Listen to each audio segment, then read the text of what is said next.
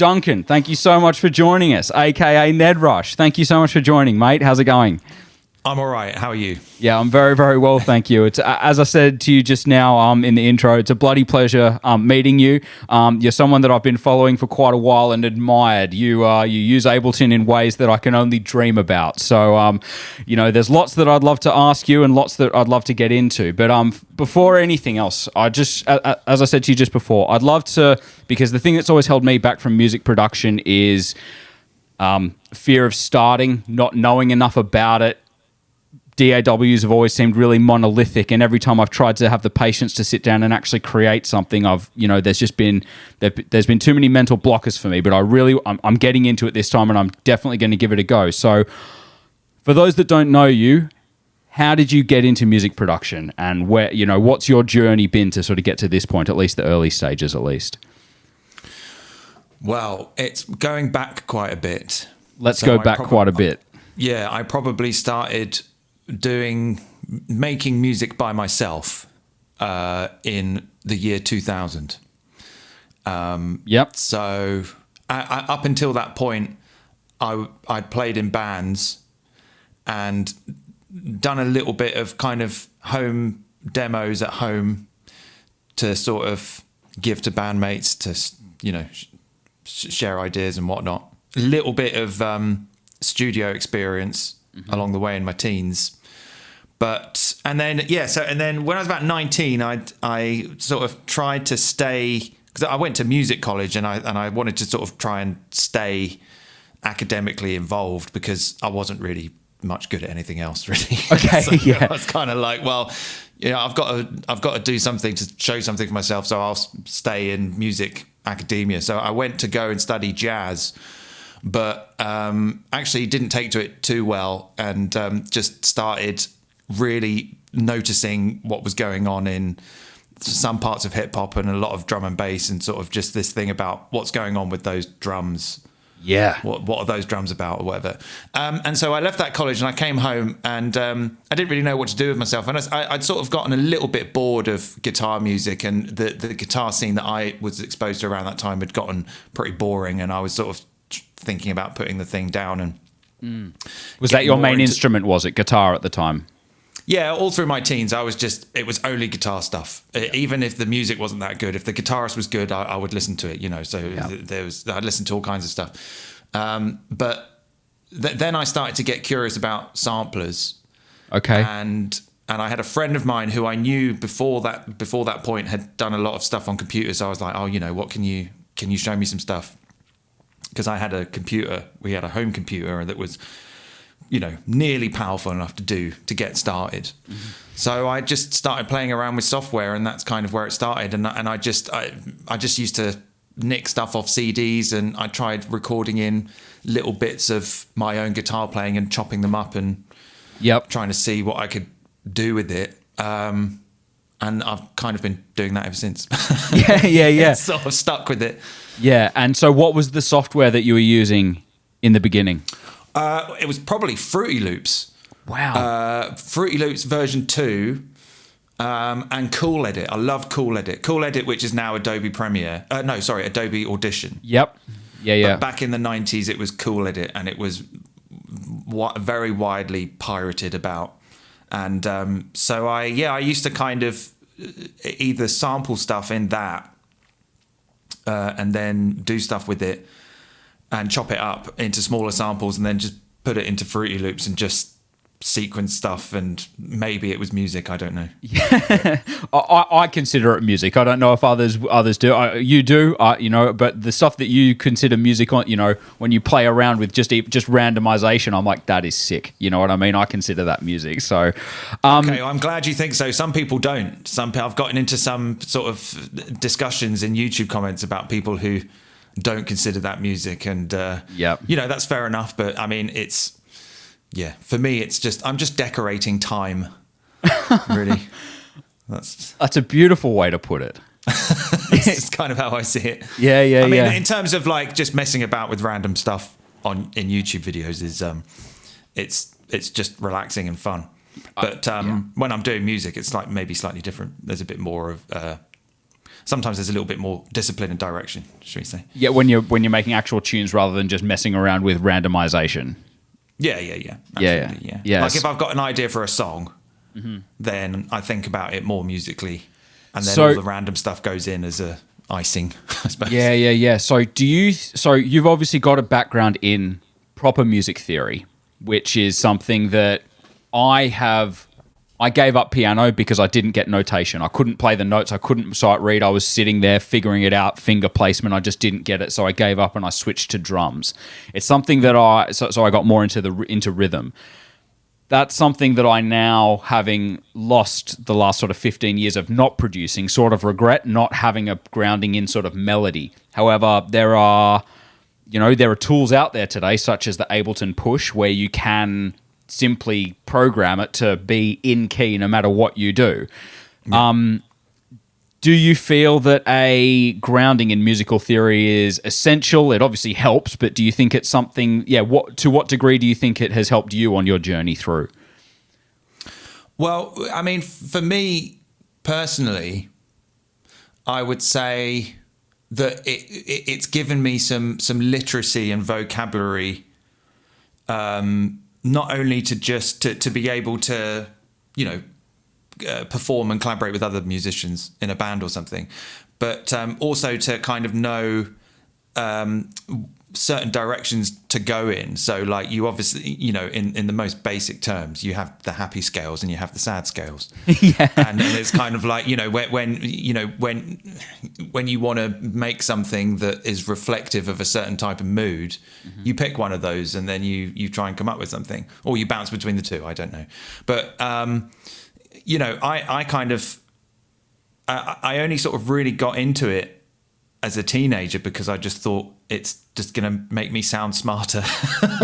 It's going to because coming from that sort of slightly academic background, it was kind of like that was the progression. Like it's kind of right now I sort of know this, I need to level up and try other things. And I'm still very curious about lots of things to do with theory and compositional techniques and stuff that, I don't do like videos about that, maybe not yet anyway. But I mean, whether it's essential or not, I don't know. Is a pretty deep conversation, because there are lots of people who have gone on to make great music and have had no music theory, and they've just done it all by guesswork, I suppose, or just listening to things and responding to things and thinking, I like the way that sounds, I'll do that, and yeah, so it's a fun thing to explore. It's kind of mathematical, and it's just it can be a good way to just add things to simple ideas. And these days it's so much easier, I think, than it used to be. Like, I mean, you could watch 100 YouTube videos that explain a lot of the same concepts, and you can get it. And of course, a good place to start is just to play all the white notes. So if you play like C to C on the white notes, you've got one scale, but if you play D to D in all the white notes, you get a completely different scale. And so if you kind of center around that, you can come up, and then it's the same all the way up.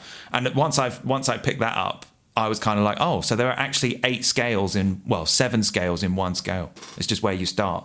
So if you kind of pick up like simple things like that, then you can start to very quickly find things that are like, oh yeah, that sounds good. Wow. So I don't mean to sound like an idiot, but you're saying that in any scale that you play, if you just started at a different point, there's 8 different scales that you can play within that one. Yeah. So if I did C to C on the keyboard here, which I don't know if you can see, yeah. but like C to C is C major, but D to D with the same notes is a different scale. E to E is another scale. F to F is another scale. Right. And they've all got certain flavors about them, and when you start to hear those, they start to kind of maybe trigger things in the imagination that kind of make you think, oh, I can do something with that. And I kind of learned all that stuff on the guitar first. But it's so easy to explain on the keyboard, because you can just play all the white notes from C to C and then choose a different starting point, and you've got a different scale. Yeah.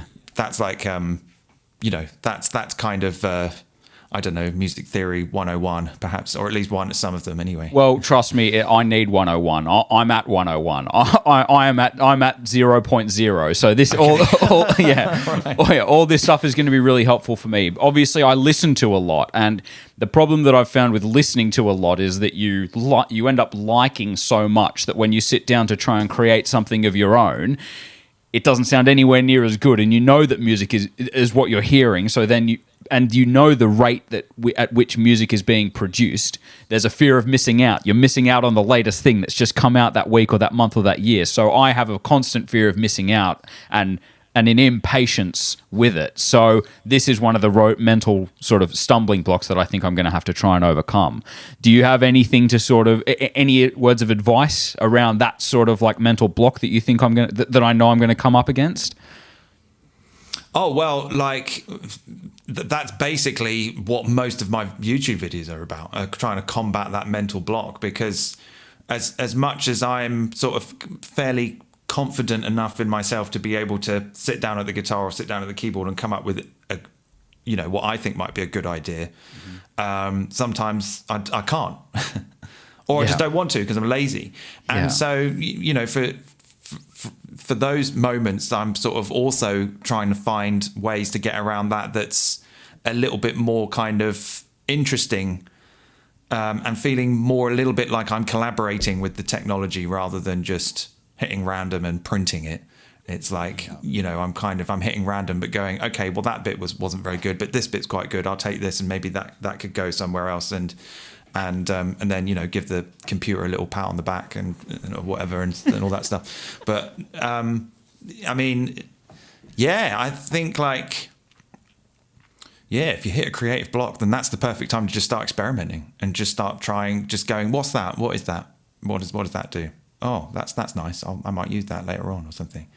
It's just like I'm also kind of like always trying to say to people that like when you sit down to do music, you don't have to do music. You can just like explore it and make weird sounds and just keep building up our personal archive of stuff. You don't necessarily have to feel like you've wasted your time if you sit down and you don't write a banger. You can sit down for like 4 hours and just play around with hi-hat samples, and as long as you because it's all going to go into your brain. Yep. And it's all stuff that's just going to keep working in the brain, so that when the moment does come where you're really onto something, then you've got all this extra stuff going on inside where you can go, oh, I remember that thing that I did the other day that I really liked. I'll do that now, and then it might add something. So yeah, right. Yeah, you've got to just completely experiment and mess about as much as you can. It's never going to be as systematic as sit down, make bass line, insert drums, and then create, finalize song. It's going to be an exploration, and it's going to be constant experimentation and that work that you do is going to be pulled in at some point. You never know where inspiration is going to strike. Absolutely, yeah. I mean, the other day I've been telling myself for a while now that I want to make a new sample pack, and I kept putting it off, and then I think it was maybe Tuesday night around about 11 p.m. it just kind of hit me. I was like, right, yeah, I've got to do it now. And then I did it, and I was up till about 3:30 just making like mostly weird sounds, but with the endeavor that I'm going to cut them down into something that might be useful to other people and perhaps myself as well. Amazing. But it wasn't like I sort of put it in the calendar and said, Tuesday morning we'll make sample pack. I think sometimes it's a little bit better to wait for when something hits you and then act upon it than to kind of be quite routine about it. Although I've heard people talk about that they do have quite structured routines for how they do their work, and it can be quite beneficial as well. I don't know. Everyone's got their ways, but yeah. But I think that, yes, something that strikes me about you and your particular process is that you seem to have built music into your way of life. It's kind of almost like a coping mechanism for you rather than almost like a job, which a lot of people would like it to be. You want, as a youngster, I definitely wanted my career to be in music. That hasn't eventuated, but you think, how can I make a career out of music? And so while I want that to be the case. It seems, as I said, for you, it seems like it's a coping mechanism. It's something that helps you get by. Would you say that's true? Yeah, it's a pretty deep question, but it's probably true. Yeah. I mean, I don't really know how I can elaborate on that answer, but I mean, it's probably been in me since I was a kid. You know, I just didn't really know it, and so with that, I kind of took to it pretty quickly. When I first started playing the guitar, I kind of got quite good at it. In about 6 months or a year. Oh wow! Okay. And, it was really only after a year or a year and a half of just playing in my bedroom that I was going out and doing gigs, albeit probably way underage in a pub, but it was different times then. 15-year-olds could do gigs in pubs in the mid-90s. Yeah. So it's a bit different now. But so, I mean, it whilst it's always kind of been, I've always kind of hoped that I would be able to make a living, or at least keep afloat through some areas of music, whether it's very unlikely that I'll ever make a living from releasing music and touring. But along the way, there's lots of other things, like just being able to, give tuition or make content or make instruments for other people and stuff. And it's, but yeah, a coping mechanism. That's deep, man. Yeah, soz. Yeah, didn't mean to turn this into therapy, but I think about it a lot. Not at all. Maybe I just need to drink 2 more beers, maybe, and then I'll be able to get into that one. But maybe so. Maybe we can have a follow up, and I can actually be on the whiskeys at this time. Yeah. So, in the early days, who were the people that you were listening to that inspired you to get into music? And these days, who are the people that are inspiring you that are releasing music today? Well, when I was a teenager wanting to learn the guitar, it was probably Nirvana and Hendrix. Nice. Those were the sort of the first 2 things that I heard where I was like, what on earth is this? This is like so exciting and loud. And then, when I sort of got more into the electronic stuff, so there was a lot of jungle that I heard that I really liked. And I remember really liking the Chemical Brothers. Yep.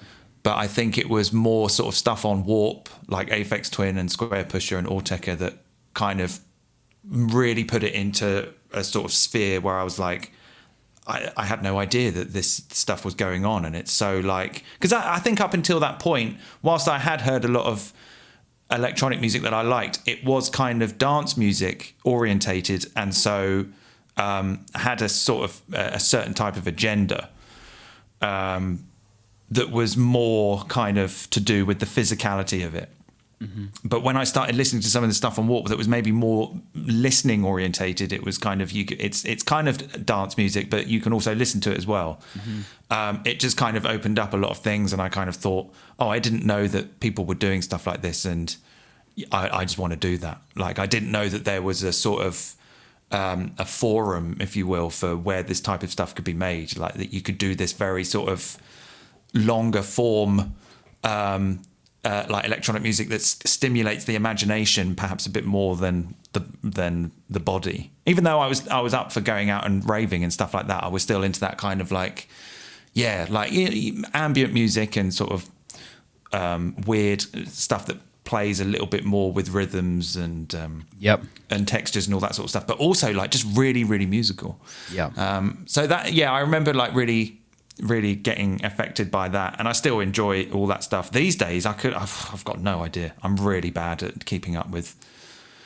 I think I'm sort of maybe nudging into boomer territory where I'm just like I only like stuff from 2000 to 2004. Yeah, all this new stuff's rubbish, and that's really stupid because I know that there's good stuff out there. I'm just some of it's yours. Maybe, I don't know, maybe. But you just released an album, haven't you? Yes, actually my second this year. Amazing. So, how many releases have you put out now? What's the count of electronic stuff? Like what number are you up to? Oh, quite a few now, yeah. somewhere in the double figures. Wow, I don't know. But 2 this year is quite impressive. Like that's quite prolific output. 2 this year, and I'm supposed to be working on a third one, which if I get on with it, I might be able to get it out before the end of the year, so I could be 3 albums in 21. But I don't know. But I mean, the most recent one I did in 2 weeks. But the first one that came out this year, it took about 2 years. I was working on it on and off for about 2 years. And also some of the songs on there are songs I wrote 20 years ago that I just never finished or was never happy with the finished version. So I just kind of reworked some of them. So yeah. And was it relatively easy to do? Have you been working within Ableton all that time that you were able to just pull the sessions open and they were just there? Because obviously one of the problems with digital formats is if you're bouncing between sort of, it can be hard to, you can lose hard drives. Tunes have been lost in the past when hard drives have died and that kind of thing. Yeah. So it's good to know that, like, if you've been working on this stuff for sort of a long while and you're able to just sort of finally pull it all together. It's awesome that you were able to finally get that stuff out. Yeah, thanks. Well, it's funny you should mention hard drives, because there were a couple of tracks on this album, that the first album I put out this year, that I did versions of about 15 years ago. And whilst they were okay, they probably weren't right for releasing by today's standards, Okay. And also I definitely, my skills at mixing and all that sort of stuff are much better now. Yeah. But also the masters and the sessions were all on a hard drive that died. So I kind of lost a kind of 5 to 7 year period of work from about 2005 to 2012 when a hard drive died. So I was kind of like, oh no. So, but the thing was that because I wrote them, I could remember how they went. So I just basically rewrote them just from scratch, really. Amazing. Did you have at least like an MP3 of them so you could sort of like get back in the, remember bits and pieces, or was it literally all from memory? I think some of them, I think there were maybe like old live recordings where I played them that I could go through to use as a reference. Yep. But some of them were like, I kind of knew them so well, I could just pick up the guitar and remember how they went. And there was a little bit of having to remember, perhaps I may have even misremembered along the way, But that was kind of the easy part, really, because it was like, I know how these songs go. All I need to do is just nail it in one take and I'll be fine. But it was such a long process.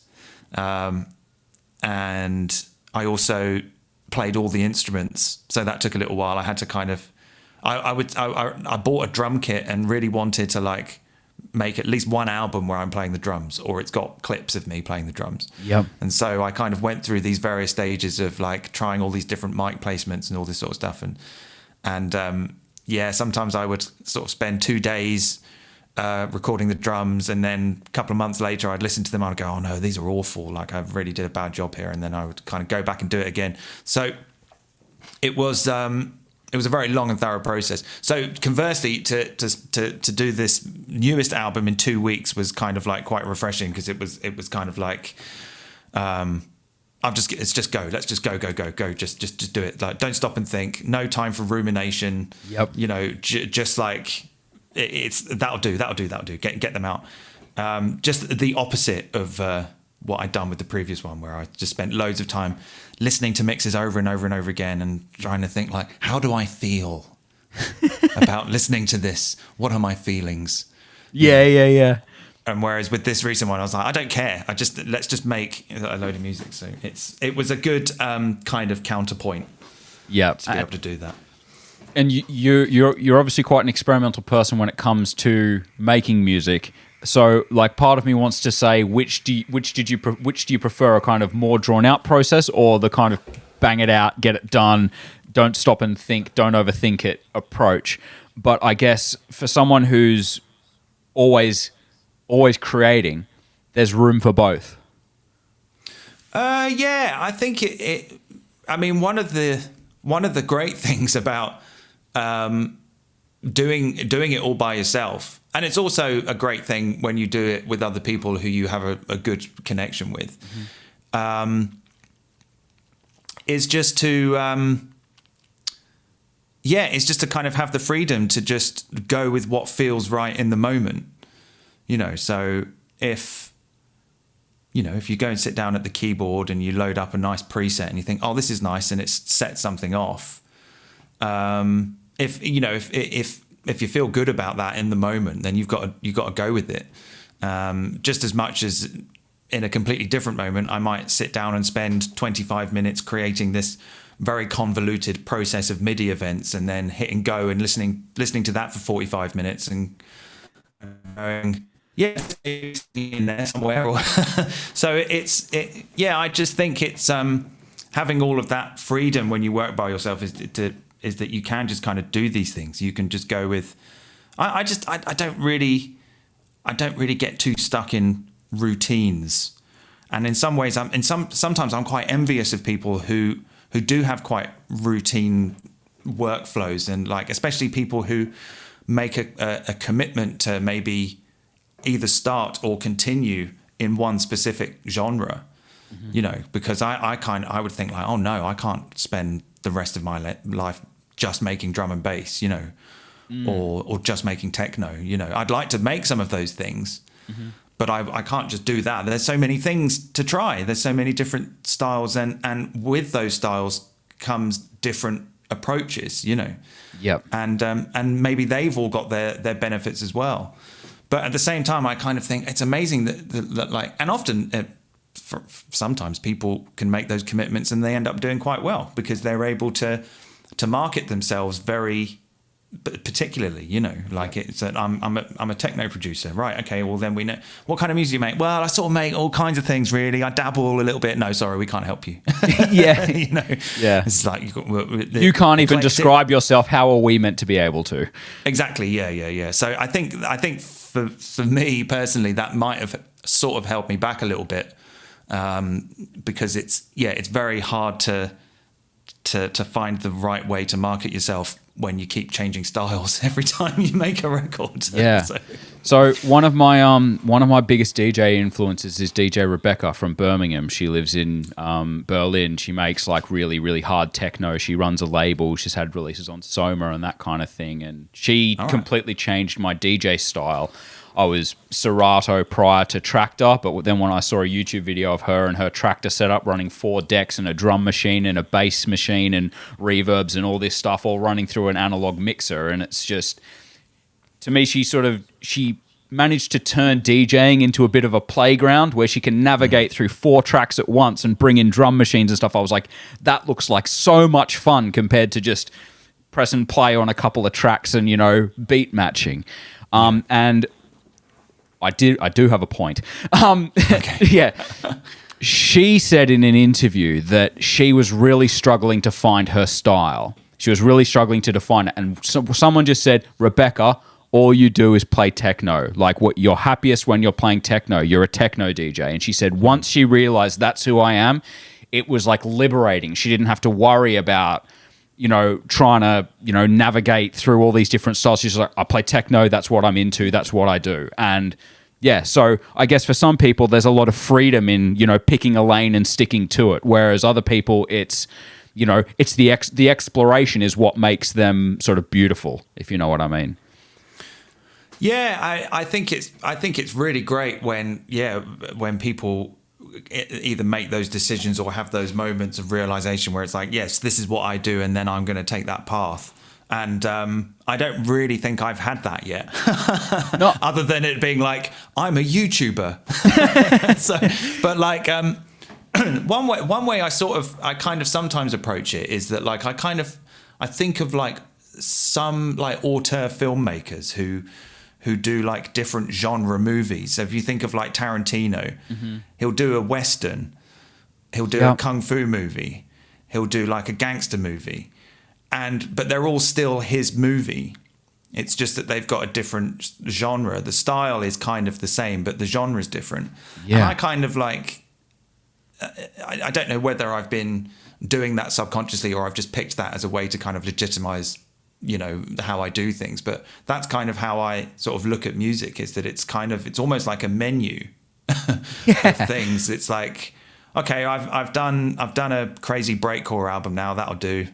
I'm going to do something else now, or I'll you know, maybe I'll make an album that's just all orchestral music or something, you know. Yep. Because there's just so much stuff out there that allows you to do that and explore that. Why not just do it? So absolutely, and it's so music's good in so many different flavors. It's so hard to narrow yourself down to just one. Whenever I do a DJ set, I can't stick to one style. I'm throwing in stuff left, right, and center, and that's why I never get booked for gigs, because I jar the audience too much. It's like I want to play breakcore and then, I don't know, some sort of just sort of wobbly bass sound, like, you know, and the two don't go well together, but to me they make total sense because they're both sick, you know. Yeah. It's difficult to sometimes to be eclectic. Yeah. But and to be like one thing. Yeah, I mean, you it's very easy to maybe have an eclectic radio show. Yep. Or something like that, you know. In fact, that's really what people, in some cases, that's really what people want. But it's very difficult to be like an eclectic like artist. At least to sort of to be a marketable one.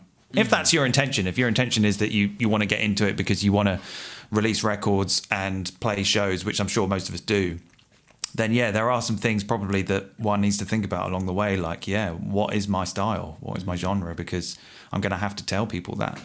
But I guess it was people like was people like Aphex Twin and Square Pusher who were you know, and you know, music and all, you know, Planet Moo, all that sort of sound that sort of, it's hard to just brain dance, I guess they kind of named it back in the night, you know. They had the comfort of the IDM thing, which was kind of like, it's sort of lots of genres all together. Yep. And it's like, oh, you lucky bastards that you've got that special brand of like being able to do whatever you want, you know. Yeah. But then EDM came along, and almost it's too close to IDM for it to still really be a term used these days. I don't think you say IDM, people think you're saying something wrong. Elbowed it out of the way or something. Yeah, because you say IDM to someone these days, they'll say, "You mean EDM?" You're like, "No, I don't." Like, yeah, exactly. So I mean, I've never. In fact, I mentioned it in one of my videos, which was like, I don't particularly like the term, and I don't think anyone does. No. But if I use it, you'll know exactly what I'm talking about.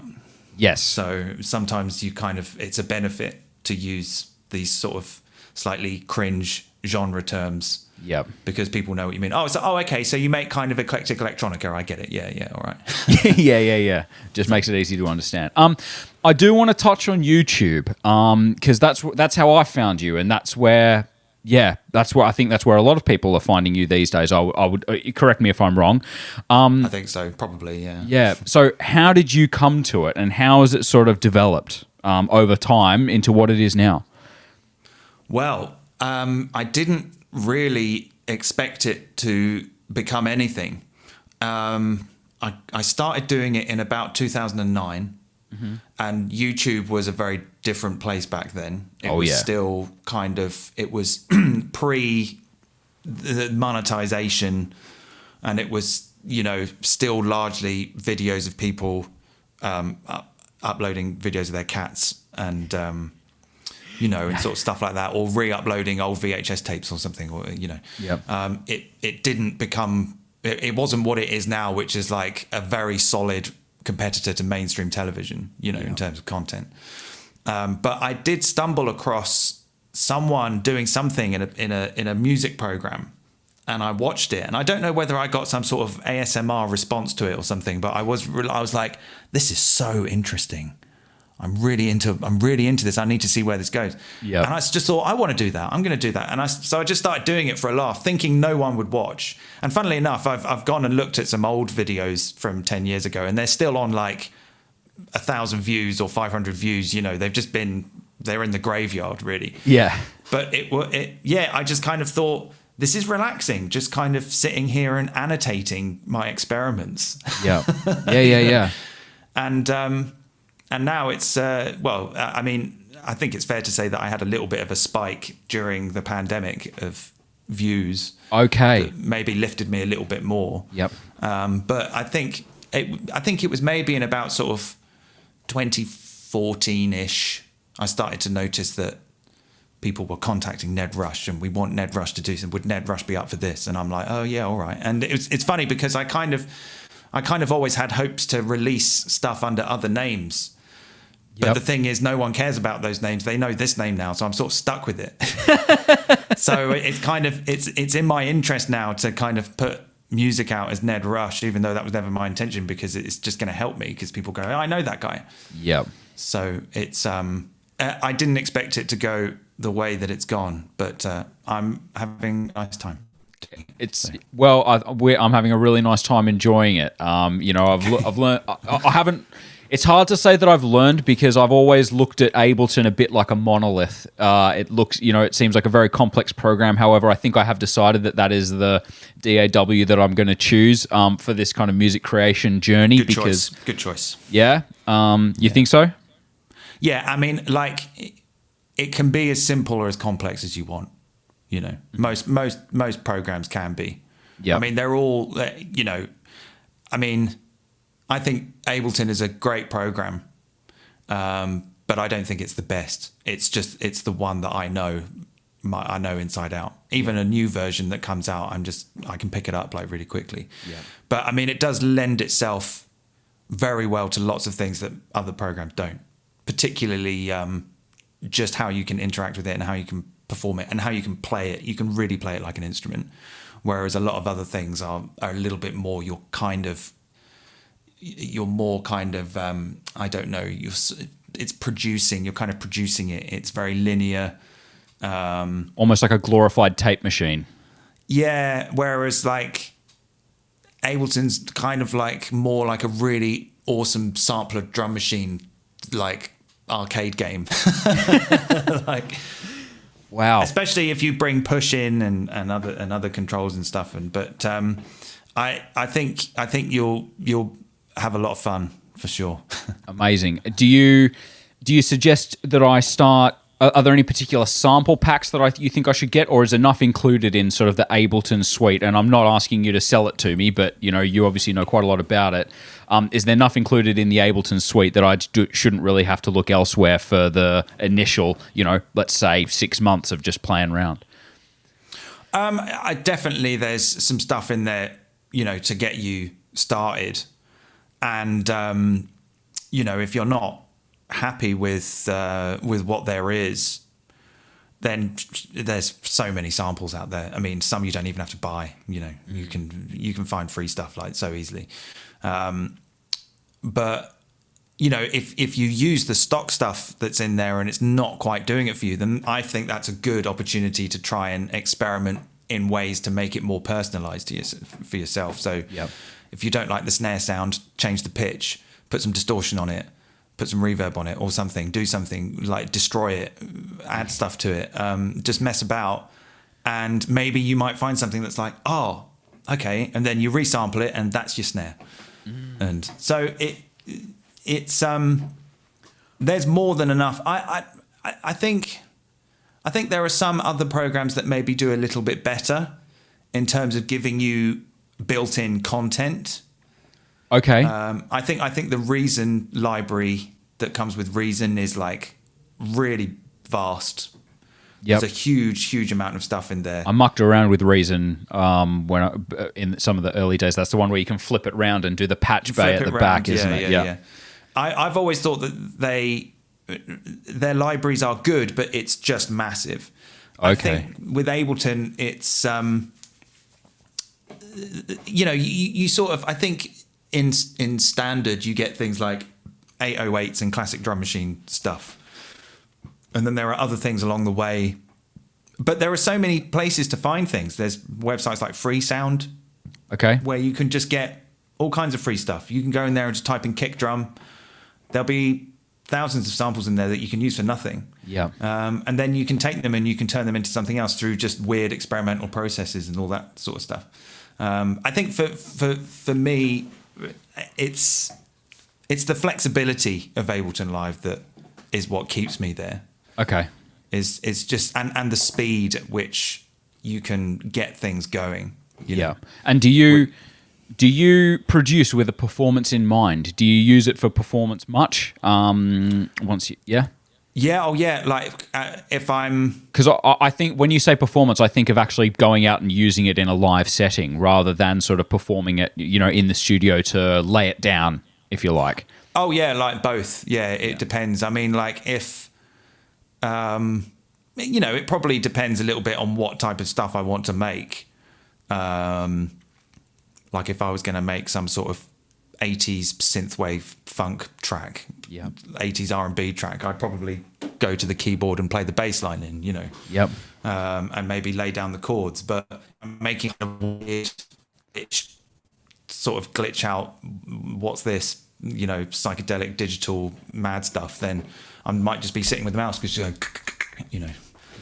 it's like it varies. But I've certainly done a lot of like really hardcore performances with Ableton where even though it was a lot of work building up to it, once I was there, I was very much able to just improvise and take things in different directions, and sometimes not even hitting go on the transport. I would just be triggering things from inside drum racks and stuff like that. I've seen some of those performances that you've built from scratch on Ableton. That's some of the stuff that's really interesting when you're just like performing jungle live with a few taps of your fingers. It's really, really impressive.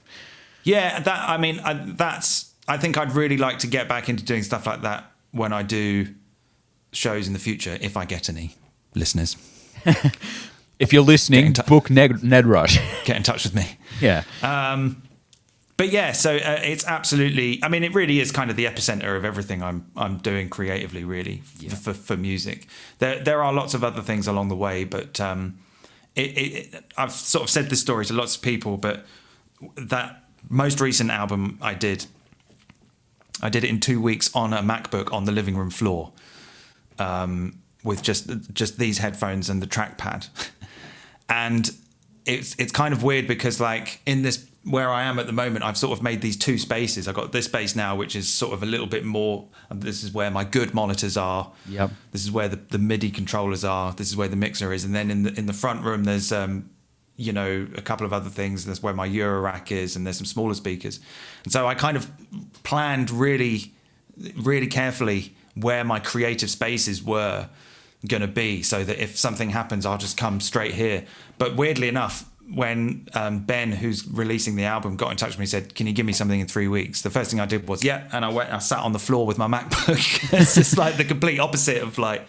So sometimes you just don't know. You can think, I'm going to do this, and plan all of these things. But then actually when something happens, you can't always predict how you're going to respond and act upon it, So. Yeah. Wow. So it seems like you've got... It's awesome that you've got your creative spaces nutted out, but then...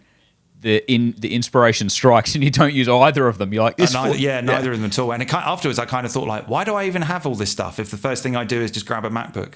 I should just sell it all and get a really good MacBook. Yeah. I remember when Fortet put out a picture on his Twitter, and it was just like a laptop and a window pane. He's like, I made my new album right here, and it's just like, holy crap! You all you need is a laptop to make music like Fortet. That's pretty badass. You know what I mean?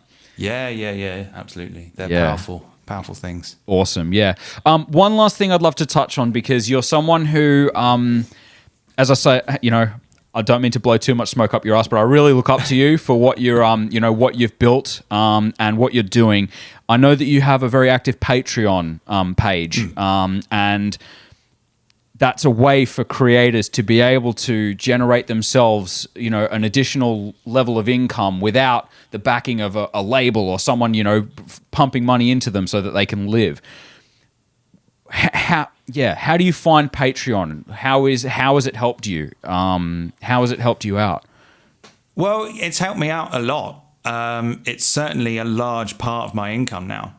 And I'm always sort of thinking really, it's the one area of what I'm doing that I'm sort of most often thinking about ways that I can expand on it and try and attract more people. Wow. And trying to incentivize people to stay as well. Yep. Because it's a monthly subscription, so you have to be constantly giving value back to them, don't you? Yeah, I can't, and as a result, I do find myself just constantly churning things out, because it's kind of like I have to do it, otherwise they're going to leave me, and if they leave me, I'm going to have to go work in McDonald's or something, you know. So it's like I'm just, you know, if it's getting to like the end of the evening and I'm kind of winding down and I've got Ableton open and I make something, let's put that on Patreon, because it's just another way to keep people incentivized to stay subscribing, because I'm just giving them stuff constantly, and hopefully it's relevant to what they're into as well. But I think it's a great platform, and I've started noticing other platforms kind of taking a similar sort of approach. And yeah, I think it's great. You know, things like Bandcamp and Patreon, they're great for artists who are struggling to make it work in the more sort of, I'll choose my words carefully, like the more traditional industries of like the record label and the PR company and all that sort of stuff. Yeah. I mean, it's takes longer for sure. Yeah. I mean, I've been doing Patreon for maybe 6, 7, 8 years, maybe 6 years. It's been that long, and it's only really last year that I decided, okay, I'm going to quit my job, you know. Really? So, you're working okay, fine. But you're now full-time and full-time on the music, and Patreon's helping to sustain you with that. Pretty much, yeah. And other things I'm doing along the way as well, yeah. So, but a large part of it's coming from Patreon. So if that site goes down, I'm screwed. There's always OnlyFans. There is, yeah. Well, I was calling it OnlyFans for a little while, just as a joke, you know, to people, and like you're calling it your OnlyFans, yeah. My OnlyFans, but sorry, my Patreon page. Yeah. Well, no, I mean, you know, that's a very, very similar platform. It just puts creators directly in contact with people who like what they're doing, and so yeah, it's really good, and I would recommend it. And lots of people are doing very well on it, and yeah, it's the way forward, I think. And it kind of, but people come and go, you know, as to be expected. But there are some people on there who have been there since day one, and it blows my mind, you know, that they're still giving me £5 a month to drink beer and make noises on YouTube, you know. Yeah. So. Well, I listen, I don't subscribe to anyone on Patreon, but with this music creation journey, I am going to be subscribing to you, because,